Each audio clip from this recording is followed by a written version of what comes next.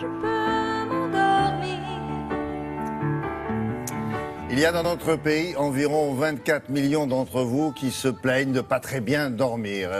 Parmi ces 24 millions, il y en a 12 millions qui ont de bonnes raisons de se plaindre et qui souffrent d'insomnie. Alors, avec Brigitte Fanny-Cohen, on va regarder ça de nouveau de plus près parce qu'il y a des livres qui sortent sans arrêt. Voici le dernier et qui devrait vous permettre d'en sortir. Cela dit, pourquoi est-ce qu'il faut traiter ces insomnies? Est-ce qu'on ne peut pas vivre avec? Quels sont les incidents sur notre santé?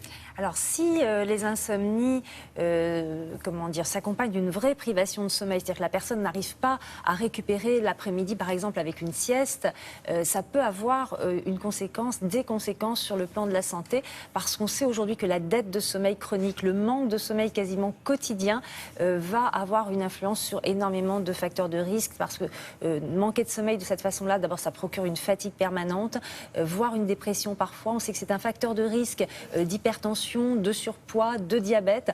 Donc l'insomnie chronique, il faut la traiter, ce n'est pas quelque chose d'anodin. Alors, comment la traiter? C'est évidemment toute la grande question, parce que beaucoup de personnes prennent des somnifères et ce n'est pas forcément la bonne solution. Et dans un livre qui vient de sortir, un spécialiste du sommeil nous dit que finalement, dans la grande majorité des cas, on peut vaincre ces insomnies sans médicaments, mais à condition, bien sûr, d'éviter certaines erreurs que l'on peut faire tous les jours, sans y penser, et à condition aussi de respecter ces quelques conseils que je vous propose de suivre en images.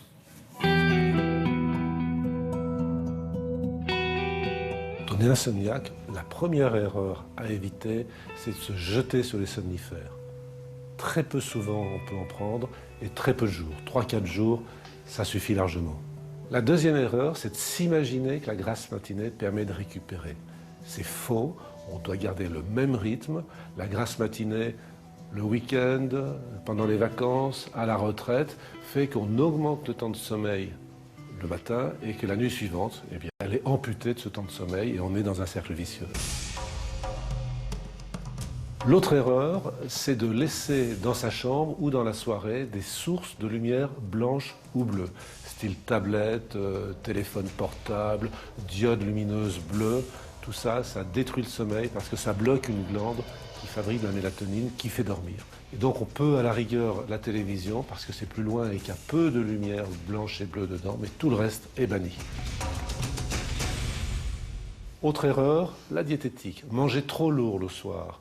Trop salé, trop protéique, des sauces, de la charcuterie et surtout l'alcool entraîne en particulier des mécanismes de déshydratation qui réveillent au cours de la nuit. La caféine, on la bannit après 14 heures, donc on supprime le café, le thé, les boissons à base de cola, les boissons énergisantes. Beaucoup de médicaments provoquent une insomnie et doivent être donc plutôt pris le matin. La cortisone, les hormones thyroïdiennes, les produits contre l'hypertension artérielle, contre le Parkinson et beaucoup d'autres encore. On en parle aux médecins et on adapte l'horaire, voire on en change. Pour bien dormir, la chambre doit être sécurisée et confortable. Si le bruit est discontinu, genre aéroport ou immeuble bruyant, des bouchons d'oreilles sont indispensables. La literie doit être bonne. L'air ne doit pas être trop déshydraté et surtout la température doit être autour de 18 degrés. Si on est angoissé ou obsédé par l'insomnie, on peut se faire aider par des psychologues, des psychothérapeutes.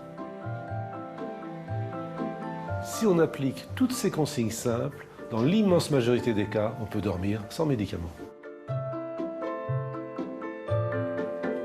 Sinon, essayer de compter des moutons, je sais pas. Ce livre s'appelle Donc, Dormir sans médicaments, ou presque, par le docteur Patrick Lemoine, et c'était aux éditions Robert Laffont. Merci beaucoup.